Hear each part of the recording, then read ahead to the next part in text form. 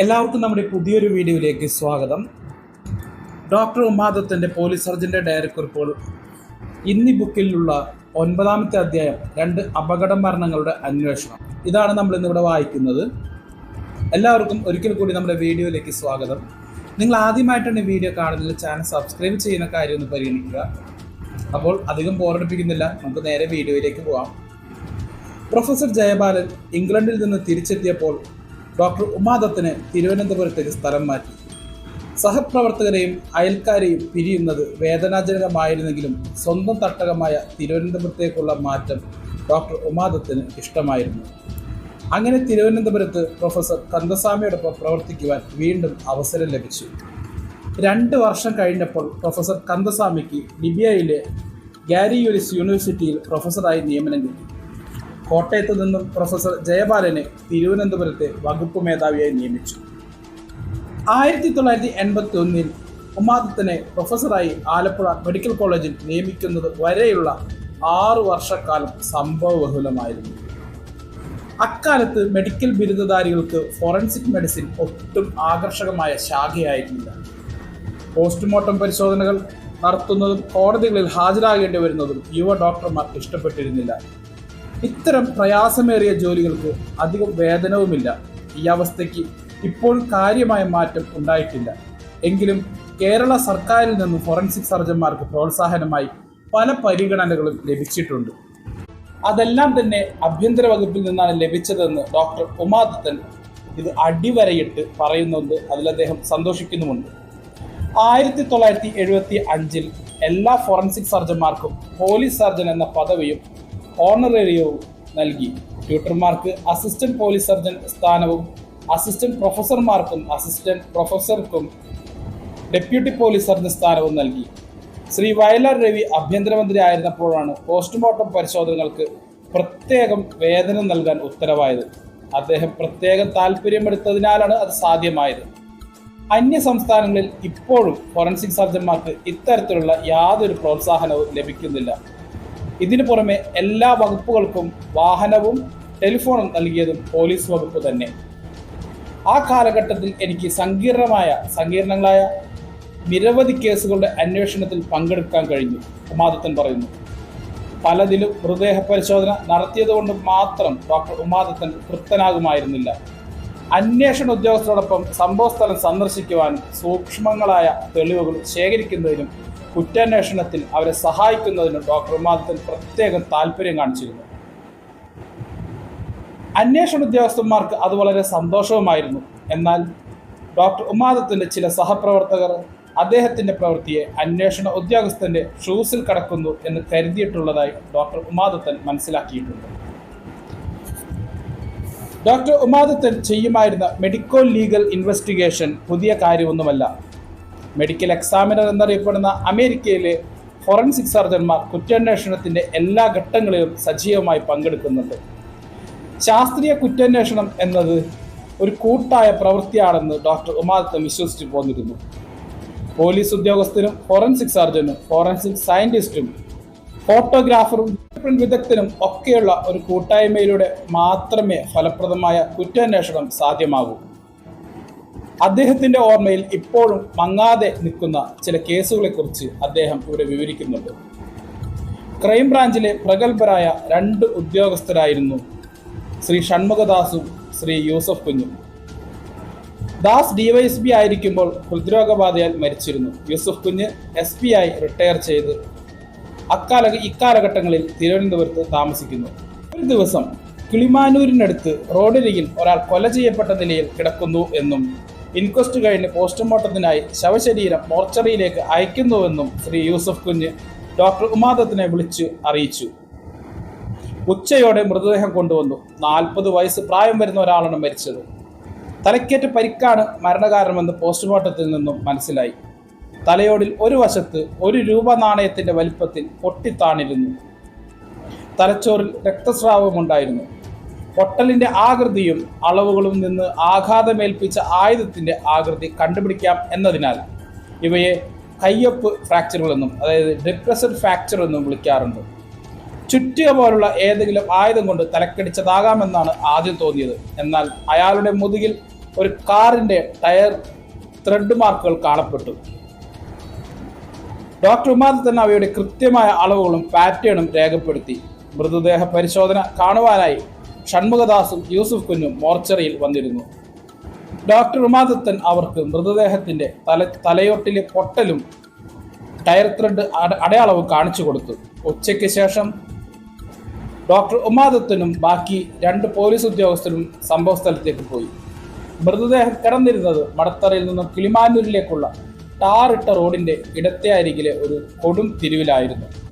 ശവശരീരം കിടന്നിരുന്ന ഭാഗത്ത് അപ്പോഴും രക്തം തളം കെട്ടി നിൽക്കുന്നുണ്ടായിരുന്നു. സമീപത്തുള്ള ഒരു വീട്ടിലെ ഗൃഹനായിക മരിച്ച ആളിനെ തലേന്ന് സന്ധ്യയ്ക്ക് ആ തിരിവിന് സമീപത്തായി കണ്ടിരുന്നു. കുറെ സമയത്തിന് ശേഷം ആ ഭാഗത്തു നിന്നും ഒരു നിലവിളി കേട്ടതായും അവർ പറഞ്ഞു. രാവിലെ അയാൾ മരിച്ചു കിടക്കുന്നതാണ് അവർ കണ്ടത്. മൃതദേഹത്തിന്റെ തലയോടിൽ കണ്ട വൃത്താകൃതിയിലുള്ള പൊട്ടൽ ഏതെങ്കിലും ഒരു കാറിന്റെ ഏതെങ്കിലും ഒരു ഭാഗം ഇടിച്ചതാവാം. മൃതദേഹത്തിന്റെ തലയോടിൽ കണ്ട വൃത്താകൃതിയിലുള്ള പൊട്ടൽ ഒരു കാറിന്റെ ഏതെങ്കിലും ഭാഗം ഇടിച്ചതുകൊണ്ട് ഉണ്ടായതായിരിക്കുമെന്ന് ഡോക്ടർ ഉമാദത്തിന് തോന്നി. സംഭവസ്ഥലം സന്ദർശിക്കാൻ അദ്ദേഹം യാത്ര ചെയ്തത് ഒരു പഴയ മോഡൽ അംബാസഡർ കാറിലായിരുന്നു. ആ കാറിന്റെ ബമ്പറിന്റെ 2 വശങ്ങളിലും മഡ്ഗാർഡുമായി ഉറപ്പിച്ചിരിക്കുന്നത് വൃത്താകൃതിയുള്ള ബോൾട്ടുകൾ കൊണ്ടായിരുന്നു. പുറത്തേക്ക് തള്ളി നിന്നിരുന്ന ബോൾട്ടിന്റെ ആകൃതിയും വലിപ്പവും തലയോടിലെ പൊട്ടലിന്റെ അതേ വലിപ്പമാണെന്ന് ഡോക്ടർ ഉമാദത്തൻ കണ്ടെത്തി. സംഭവത്തിന്റെ പുനരാവിഷ്കാരത്തിനായി പോലീസ് ടീമും ഫോറൻസിക് ടീമും ഓരോ ആളെ കൊടുംതിരിവിൽ റോഡിന്റെ ഇടത് അരികിലിരുത്തി. റോഡിന്റെ പ്രതലത്തിൽ നിന്നും അയാളുടെ തലയുടെ ചെവിക്ക് മുകളിൽ പൊട്ടൽ കണ്ട സ്ഥലം വരെയുള്ള പൊക്കം അളന്നു. ഈ അളവും അംബാസഡർ കാറിന്റെ ബമ്പർ ബോൾട്ട് പിടിപ്പിച്ചിട്ടുള്ള ഭാഗത്തിന്റെ ഉയരവും ഒന്നാണെന്ന് കണ്ടെത്തി. സംഭവ സ്ഥലത്തിന് അല്പം അകലെ കണ്ട ഒരു മുറുക്കാങ്കടയിലേക്ക് നാരങ്ങാ വെള്ളം കുടിക്കുവാനായി പോലീസ് ടീമും ഫോറൻസിക് ടീമും ചെന്നു. ദാസും യൂസഫ് കുഞ്ഞും കടക്കാരനോട് വിവരങ്ങൾ തിരക്കി. അപ്രസക്തമാണെന്ന് കരുതിയ ഒരു വിവരം അദ്ദേഹം പോലീസ് ടീമിനോട് പറഞ്ഞു. കേസ് തെളിയിക്കാൻ സഹായകരമായത് ആ കടക്കാരൻ പറഞ്ഞത് ഇങ്ങനെയാണ്. സന്ധ്യയ്ക്ക് കിളിമാനൂരുള്ള ഷാഹുൽ എന്ന ഡ്രൈവർ കടയ്ക്ക് സമീപം അയാളുടെ അംബാസഡർ ടാക്സി കാർ നിർത്തി കടയിൽ നിന്ന് സിഗരറ്റ് വാങ്ങി. ആ കാറിന്റെ ഇടതുവശത്തെ ഹെഡ്ലൈറ്റ് കത്തുന്നുണ്ടായിരുന്നില്ല.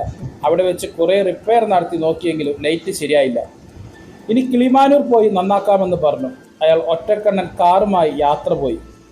ആ സമയം കിളിമാനൂർ ബസ് കാത്തു നിന്ന സ്ഥലവാസിയായ ഒരു ചെട്ടിയാർ കൂടി ആ കാറിൽ കയറി. കാർ ഓടിച്ചു പോയി. ഞങ്ങൾ വേഗം സംഭവ സ്ഥലത്തേക്ക് തിരികെ വന്നു. അപ്പോഴേക്കും ഇരുട്ട് പരന്നു തുടങ്ങിയിരുന്നു. വീണ്ടും സംഭവത്തിന്റെ ഒരു പുനരാവിഷ്കാരം കൂടി നടത്തി. ഒരാളെ കൊടുംതിരിവിൽ റോഡരികിൽ വീണ്ടും വരുത്തി. ഞങ്ങളുടെ കാറിന്റെ ഇടതുവശത്തെ ഹെഡ്ലൈറ്റിന്റെ കണക്ഷൻ മാറ്റി ലൈറ്റ് അണച്ചു. എന്നിട്ട് മടത്തറ ഭാഗത്തു നിന്നും കിളിമാനൂർ ഭാഗത്തേക്ക് മെല്ലെ ഓടിച്ചു. കാർ വളവിലെത്തുമ്പോൾ ഇടതുവശത്തെ ലൈറ്റ് ഇല്ലാത്തതിനാൽ റോഡരികിലിരിക്കുന്ന ആളിനെ കാണാൻ ബുദ്ധിമുട്ടാണെന്ന് ഞങ്ങൾക്ക് മനസ്സിലായി. ഞങ്ങൾ മൂവരും കിളിമാനൂരിലേക്ക് യാത്ര തിരിച്ചു. കിളിമാനൂർ എത്താറാകുന്നതേ ഉള്ളൂ. റോഡരികിലുള്ള ഒരു ചെറിയ കാർ വർക്ക്ഷോപ്പിൽ ഒരു അംബാസഡർ കാർ കിടക്കുന്നത് ഞങ്ങളുടെ ശ്രദ്ധയിൽപ്പെട്ടു. വർക്ക്ഷോപ്പിന്റെ അഴിവാതിൽ അടച്ചിരുന്നു. ഇത് അസാധാരണമാണെന്ന് ഞങ്ങൾക്ക് തോന്നി.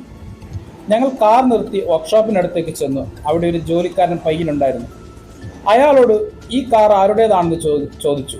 കിളിമാനൂരുകാരൻ ഷാഹുൽ ഓടിക്കുന്നതാണെന്നും അയാൾ തലേന്ന് രാത്രിയിൽ കാറുമായി വന്ന് പയ്യനോട് കാർ നല്ലവണ്ണം കഴുകിയിടാൻ പറഞ്ഞിട്ട് പോയെന്നും ഇതുവരെ കാർ എടുക്കാൻ വന്നില്ല എന്നും പറഞ്ഞത് കേട്ടപ്പോൾ കേസ് വഴിത്തിരിവിലേക്ക് നീങ്ങുന്നതായി ഞങ്ങൾക്കും തോന്നി. ആ കാറും ഒരു പഴയ മോഡൽ അംബാസഡർ ആയിരുന്നു. ഡോക്ടർ ഉമാദത്തൻ കാറിന്റെ ബമ്പർ ബോൾട്ടുകളുടെ അളവെടുത്തു. തലയിലെ പൊട്ടലിന്റെ അതേ ആകൃതിയും അളവും തന്നെ. ആ കാറും പഴയ മോഡൽ അംബാസഡർ ആയിരുന്നു. ഡോക്ടർ ഉമാദത്തൻ ആ കാറിന്റെ ബമ്പർ ബോൾട്ടുകളുടെ അളവെടുത്തു. തലയിലെ പൊട്ടലിന്റെ അതേ ആകൃതിയും അളവും തന്നെ. കാറിന്റെ ഇടതുവശത്തെ മുന്നിലെ ടയറിന്റെ ത്രെഡ് മാർക്കുകൾ പരിശോധിച്ചു. ശരീരത്തിൽ കണ്ട ടയർ ത്രെഡ് അടയാളങ്ങളുടെ ആകൃതിയും അളവുകളുമായി അവയ്ക്ക് സാമ്യമുണ്ടായിരുന്നു. ഹാൻഡ് ലെൻസും ലൈറ്റും ഉപയോഗിച്ച് ബോൾട്ടുകൾ പരിശോധിച്ചപ്പോൾ ഉണങ്ങിയ രക്തക്കറകൾ. ആ രക്തക്കറകൾ ബ്ലേഡ് കൊണ്ട് ചുരണ്ടി ശേഖരിച്ചു. മരിച്ചവന്റെ രക്തഗ്രൂപ്പ് കണ്ടുപിടിക്കുവാനായി പോസ്റ്റ്മോർട്ടം ചെയ്തപ്പോൾ രക്തം ശേഖരിച്ചിരുന്നു. ഈ 2 രക്തഗ്രൂപ്പുകൾ ഒന്നാണെന്ന് കണ്ടെത്തുന്നതോടുകൂടി തെളിവിന്റെ ശക്തമായൊരു കണ്ണി ലഭിക്കുമെന്ന് ഡോക്ടർ ഉമാദത്തിന് തോന്നി. വർക്ക്ഷോപ്പിലെ പയ്യനിൽ നിന്നും ഷാഹുലിന്റെ മേൽവിലാസം മനസ്സിലാക്കിയ ഞങ്ങൾ നേരെ പോയത് തട്ടത്തുമലയിലുള്ള ഷാഹുലിൻ്റെ വീട്ടിലേക്കായിരുന്നു. ഷാഹുൽ വീട്ടിലുണ്ടായിരുന്നില്ല. അയാൾ വീട്ടിൽ നിന്നും തലേന്ന് കാറുമായി പോയതാണെന്നും ഇതുവരെ തിരികെ വന്നിട്ടില്ലെന്നുമാണ് അയാളുടെ പിതാവ് പറഞ്ഞത്. ഷാഹുൽ മടത്തറയിലെ മുറുക്കാറയ്ക്ക് സമീപത്തു നിന്നും കാറിൽ കയറ്റിക്കൊണ്ടുപോയ ചെട്ടിയാരെ ചോദ്യം ചെയ്തപ്പോൾ ഞങ്ങളുടെ അനുമാനങ്ങളെല്ലാം ശരിയാണെന്ന് മനസ്സിലായി. ചെട്ടിയാർ കാറിൻ്റെ മുൻസീറ്റിൽ ഇടതുവശത്താണ് ഇരുന്നിരുന്നത്. ഇടതുവശത്ത് ലൈറ്റില്ലാതെ ആ കാർ നല്ല വേഗത്തിലായിരുന്നു ഓടിച്ചിരുന്നത്. കൊടും വളവിലെത്തിയപ്പോൾ കാർ എന്തിനോ മുട്ടിയതായി ചെട്ടിയാർ പറഞ്ഞു. ഒരു നിലവിളിയും കേട്ടതായി അയാൾ പറഞ്ഞു. പിറ്റേന്ന് മടത്തറയ്ക്കടുത്ത് ആരെയോ കൊന്നു റോഡ് സൈഡിൽ തള്ളിയിരിക്കുന്നുവെന്ന് അറിഞ്ഞപ്പോഴും ചെട്ടിയാർ നടന്ന സംഭവം ആരോടും പറഞ്ഞില്ല. പോലീസ് തന്നെ അന്വേഷിച്ച് വീട്ടിലെത്തിയെന്നറിഞ്ഞ ഷാഹുൽ പിറ്റേ ദിവസം ക്രൈംബ്രാഞ്ചിൽ ഹാജരായി കുറ്റസമ്മതം നടത്തി. ഞങ്ങളുടെ അനുമാനങ്ങളെല്ലാം ശരിയായിരുന്നു. ഇപ്പോൾ ഇത്തരം ഹിറ്റ് ആൻഡ് റൺ കേസുകൾ കൂടി വരുന്നതായിട്ടാണ് അറിയുന്നത്. അപകടമുണ്ടായാൽ പരിക്കേറ്റ ആളിന് പ്രഥമ ശുശ്രൂഷ നൽകുകയും എത്രയും വേഗം അടുത്തുള്ള ആശുപത്രിയിൽ എത്തിക്കേണ്ട നിയമപരമായ ബാധ്യത മാത്രമല്ല ധാർമ്മികവുമായ കർത്തവ്യവുമാണ്. തക്ക സമയത്ത് ചികിത്സ ലഭിക്കാതെ എത്ര ജീവനുകളാണ് പൊതുനിരത്തുകൾ പൊലിയുന്നത്. എന്തായാലും ഒരു വൈകുന്നേരത്തെ ഏതാനും മണിക്കൂർ നേരത്തെ അന്വേഷണത്തിൻ്റെ ഫലമായി കേസിൻ്റെ സത്യാവസ്ഥ വെളിച്ചത്ത് കൊണ്ടുവരാൻ കഴിഞ്ഞു. ആത്മാർത്ഥതയും അർപ്പണബോധവും ഉണ്ടെങ്കിൽ സംശയാസ്പദമായ ഏത് കേസും തെളിയിക്കാനാകും എന്നതാണ് ഈ കേസിൻ്റെ അന്വേഷണം വെളിവാക്കുന്നത്. കൂട്ടത്തിൽ ഒന്നുകൂടി പറയേണ്ടിയിരിക്കുന്നു, ഉദ്യോഗസ്ഥന്മാരുടെ ഈ കർമ്മനിരതയെ അഭിനന്ദിക്കുകയും പ്രോത്സാഹിപ്പിക്കുകയും ചെയ്യുന്ന ആളായിരിക്കണം അന്വേഷണ സംഘത്തിൻ്റെ നേതാവ്. ആ ഗുണം വേണ്ടുവോളം ഉണ്ടായിരുന്ന ആളായിരുന്നു മരിച്ചുപോയ ശ്രീ ജയറാം പടിക്കൽ. പിൽക്കാലത്ത് വളരെയേറെ വിമർശനങ്ങൾക്ക് പാത്രമായെങ്കിലും അദ്ദേഹത്തിൻ്റെ കുറ്റാന്വേഷണ പാടവത്തെയും നേതൃഗുണത്തെയും പ്രശംസിക്കാതിരിക്കാൻ കഴിയില്ല. കുറേ വർഷങ്ങൾക്ക് മുമ്പ് കാറിടിച്ച് മരിച്ച വഴിയാത്രക്കാരുടെ മൃതദേഹം രഹസ്യമായി മറവ് ചെയ്ത ഒരു സംഭവം ഡോക്ടർ ഉമാദത്തൻ ഓർത്തെടുക്കുന്നു. ആ കാർ ഹത്യ തെളിയിക്കാനായിരുന്ന കുറ്റാന്വേഷകരും ഫോറൻസിക് വിദഗ്ധരും കൂടി കൂട്ടായി പ്രവർത്തിച്ചതിൻ്റെ ഫലമായിരുന്നു. ആ കഥ ഇങ്ങനെയാണ്. തിരുവനന്തപുരത്തെ ഒരു കോളേജ് അധ്യാപകന് കാർ വാങ്ങാൻ ആഗ്രഹം തോന്നി. നമുക്ക് അദ്ദേഹത്തെ സൗകര്യാർത്ഥം മാത്യു എന്ന് വിളിക്കാം. അതിന് മുന്നോടിയായി ഡ്രൈവിംഗ് പഠിക്കണമല്ലോ. കേശവദാസപുരത്തെ ടാക്സി ഡ്രൈവറായ സ്നേഹിതൻ അവധി ദിവസങ്ങളിൽ മാത്യുവിനെ ഡ്രൈവിംഗ് പഠിപ്പിക്കുവാൻ തീരുമാനിച്ചു. കൂട്ടത്തിൽ മാത്യുവിൻ്റെ 2 വിദ്യാർത്ഥികളും ഉണ്ടായിരുന്നു. അക്കാലത്ത് കഴക്കൂട്ടത്തു നിന്ന് തുമ്പ വഴി വേളിയിലേക്കുള്ള റോഡ് പ്രായണ തിരക്ക് കുറഞ്ഞതാകിയാൽ കാർ ഓടിച്ചു പഠിക്കുവാൻ തിരഞ്ഞെടുത്തത് ആ വഴിയായിരുന്നു. ഒരു ദിവസം ഡ്രൈവിംഗ് പഠനത്തിനിടയിൽ കാർ ഒരു വഴിയാത്രക്കാരിയായ വൃദ്ധയെ ഇടിച്ചു. ഇടിയുടെ ആഘാതത്തിൽ അവർ ദൂരെ തെറിച്ചു വീണു. മാത്യുവും കൂട്ടരും കാറിൽ നിന്നിറങ്ങി വൃദ്ധയുടെ സമീപമെത്തി. ചലനമറ്റ് കിടന്നിരുന്നവരെ പരിശോധിച്ചപ്പോൾ അവർ മരിച്ചുവെന്ന് മനസ്സിലായി. വൃദ്ധയെ ആശുപത്രിയിലാക്കണമെന്ന് ടാക്സി ഡ്രൈവർ പറഞ്ഞെങ്കിലും മാത്യു അതിനോട് യോജിച്ചില്ല. ശവം എവിടെയെങ്കിലും കൊണ്ടുപോയി കളയാൻ തീരുമാനിച്ചു. ആ സമയത്ത് റോഡിൽ വാഹനങ്ങളോ ആളുകളോ ഉണ്ടായിരുന്നില്ല.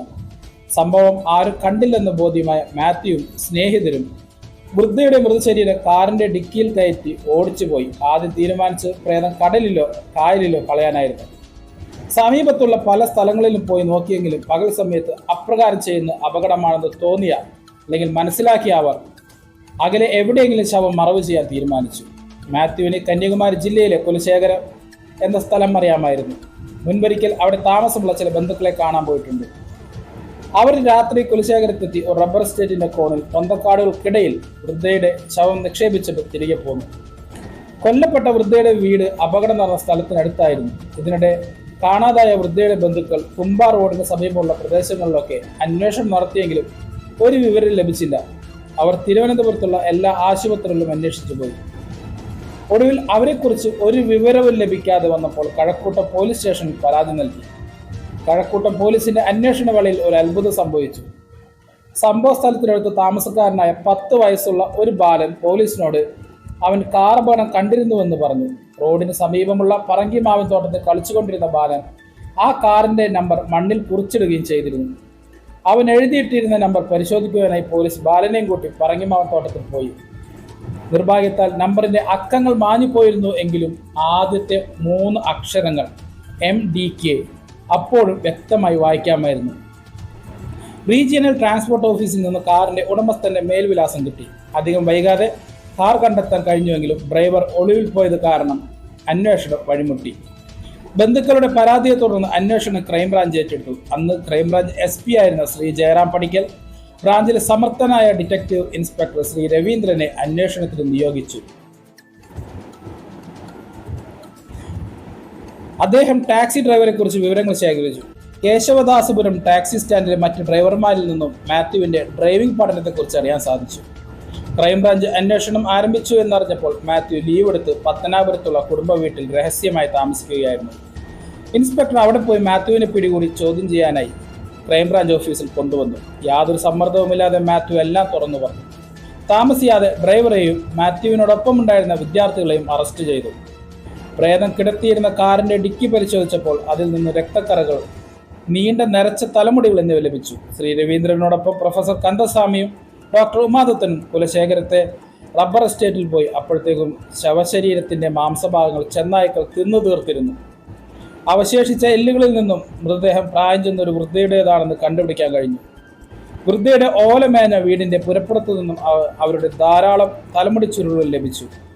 അവർ തലമുടി ചീകുമ്പോൾ പൊഴിയുന്ന തലമുടികൾ ചുരുട്ടി പുരപ്പുറത്തേക്ക് എറിയുമായിരുന്നു. കാറിൽ നിന്നും കിട്ടിയ മുടികളും വീട്ടിൽ നിന്ന് ലഭിച്ച മുടികളും ഒന്നാണെന്ന് ഭാഭ ആറ്റമിക് റിസർച്ച് സെന്ററിൽ നടത്തിയ ന്യൂട്രോൺ ആക്ടിവേഷൻ അനാലിസിസ് മൂലം മുടിയിലുള്ള മൂലകങ്ങളുടെ താരതമ്യ പഠനമാണത് എന്നിവ ആധുനിക പരിശോധനയിൽ കണ്ടെത്തി. മനഃപൂർവ്വമല്ലാത്ത നരഹത്യയ്ക്കും തെളിവ് നശിപ്പിച്ചതിനും എല്ലാവരെയും കോടതി ശിക്ഷിച്ചു. ഡോക്ടർ ഉമാദത്തൻ്റെ 9ാമത്തെ അധ്യായമായിരുന്നു ഇത്. അപ്പോൾ ഇതിൽ പല കാര്യങ്ങളും കംപ്ലീറ്റ് മലയാളത്തിലായാലും നമ്മൾ വായിക്കുമ്പോൾ ചില തെറ്റുകുറ്റങ്ങൾ പറ്റിയിട്ടുണ്ട്. അങ്ങനെ ഈ ഒരു അധ്യായം ഇവിടെ അവസാനിക്കുകയാണ്. വീഡിയോ ഇഷ്ടപ്പെട്ടാൽ ലൈക്ക് ചെയ്യുക, ചാനൽ സബ്സ്ക്രൈബ് ചെയ്യാത്തവരാണെങ്കിൽ സബ്സ്ക്രൈബ് ചെയ്ത് സഹകരിക്കുക. അപ്പോൾ ഇത്ര നേരം വീഡിയോ കണ്ട എല്ലാവർക്കും നന്ദി. അടുത്തൊരു വീഡിയോയിൽ കാണുമ്പോൾ ശുഭപ്രതീക്ഷയോടെ. Thanks for watching.